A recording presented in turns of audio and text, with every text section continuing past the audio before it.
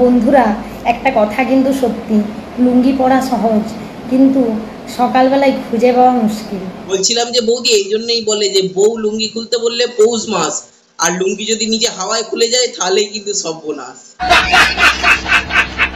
কি সব ভালো তো?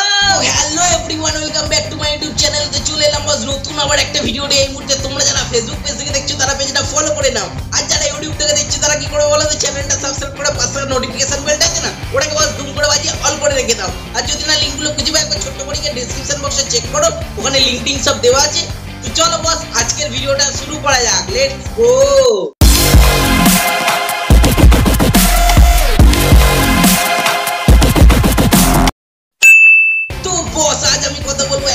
মিষ্টি বৌদিকে নিয়ে, যার নাম দিয়েছি আমি মিষ্টি বৌদি। চলো এই মিষ্টি বৌদির একটু নটছি রিলস থেকে আসি। বন্ধুরা, একটা কথা কিন্তু সত্যি, লুঙ্গি পরা সহজ কিন্তু সকালবেলায় খুঁজে পাওয়া মুশকিল। দেখো বৌদি, লুঙ্গি তো আমি পরি না, তাই সেই এক্সপিরিয়েন্সটা নেই সহজ কি কঠিন, কিন্তু দেখে যতদূর মনে হয় ভাই প্যান্টের চেয়ে লুঙ্গি পরা খুব সহজ, আর কি অন্য কিছু করতে সুবিধা হয়। আই মিন হিসু না এই ব্যাপারটা।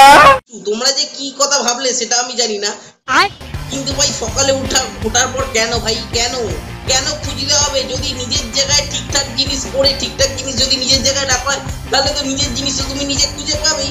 কেন এটা বৌদি বললো আমি জানি না, নিশ্চয়ই এটা দাদার থেকে এক্সপিরিয়েন্স থেকে হয়তো বৌদি বলেছে, যে দেখেছে দাদা হয়তো লুঙ্গি পরে বা সকালবেলা উঠে আর কি ওই আর কি মানে ছুঁড়ে টুড়ে ফেলে দেয়। এবার রাতে কি করে না করে সেটা আমি কি করে বলবো। বলছিলাম যে বৌদি এই জন্যই বলে যে বউ লুঙ্গি খুলতে বললে পৌষ মাস, আর লুঙ্গি যদি নিজে হাওয়ায় খুলে যায় তাহলে কিন্তু সর্বনাশ। ধৈর্য মানুষকে ঠকায় না, বরং উত্তম সময়ে শ্রেষ্ঠ উপহার দেয়। এইটা কিন্তু বৌদি তোমার সঙ্গে আমি একমত, কিন্তু ধৈর্য মানুষকে ঠকায় না ঠিকই, কিন্তু আমিও তো ধৈর্য ধরে আছি। কিন্তু তুমি কেন আমাকে প্রপোজ করছো না? আমি তো ভাবছি তুমি আমাকে প্রপোজ করবে। এই যে তুমি ভিডিওটা এখন দেখছো, দেখে মনে মনে গাল পাচ্ছ, কিন্তু সেটা তো নয়। আমি জানি তুমি আমাকে প্রপোজ করবে, কিন্তু আমি তো ধৈর্য আর বীর্য দুটোই ধরে আছি। আমি জানি সঠিক সময় একদম ভালো শ্রেষ্ঠ উপহার দেয়। বেশ সালে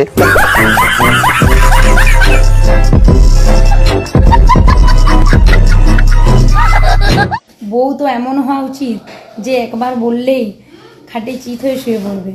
এই যে তোমাকে বলছি, তুমি তো আমাকে প্রপোজ করলে না, দেখো বৌদিকে দেখে শেখো। দাদার একবার যখন বলে বৌদি দুম করে খাটে চিত হয়ে শুয়ে পড়ে।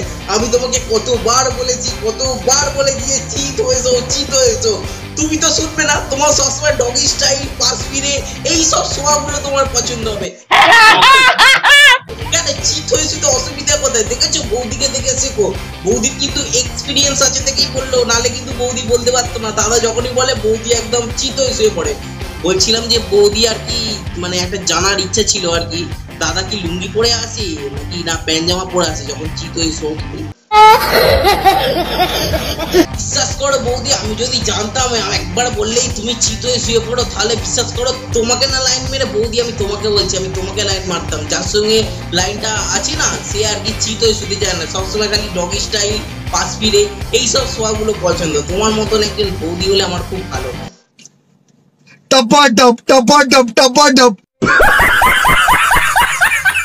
বুঝি না বাবু, এত খেলনা থাকতে মেয়েরা কেন ছেলেদের মন নিয়ে খেলা করতে ভালোবাসে? দেখো বস, বৌদির কিন্তু এক্সপিরিয়েন্স আছে বলেই বলছিলাম, নালে বৌদি কি করে বললো বলো তো মেয়েরা ছেলেদের মন নিয়ে খেলা করে? আরে সত্যি বৌদি, তুমি তো ঠিকই বলেছো।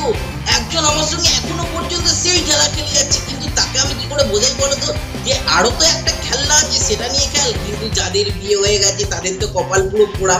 একবার তো মেয়ে ছেলেদের মন নিয়ে খেলেছে, তারপর এখন ধন নিয়ে খেলছে। আই মিন ব্ল্যাক মানি, কালা ধন, আমি সেটার কথা বলছিলাম আর কি, টাকা পয়সা ধন সম্পত্তি ওইসবের কথা। তোমরা কোন ধনের কথা ভাবছো আমি সেটা বলতে পারবো না।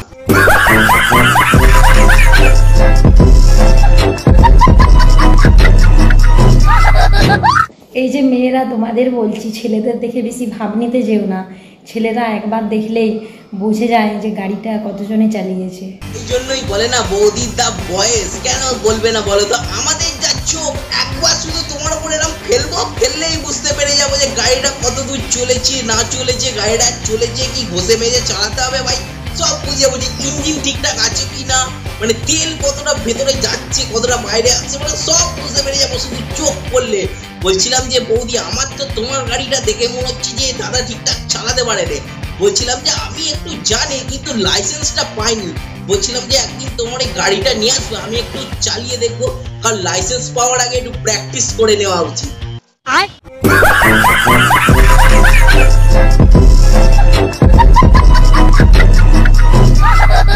তো বস ভিডিওটা কেমন লাগলো সেটা অবশ্যই কমেন্ট করে জানাও। যদি ভিডিওটা ভালো লাগে তাহলে ভিডিওটা একটা লাইক করে দাও। চ্যানেলে নতুন হলে চ্যানেলটা সাবস্ক্রাইব করে পাশে নোটিফিকেশন বেলটা আছে না ওটাকে বাস জুম করে বাজিয়ে অল করে রেখে দাও। যদি ফেসবুক পেজ থেকে দেখে থাকো কি করছো ফেসবুক পেজটা গিয়ে ফলো করে নাও।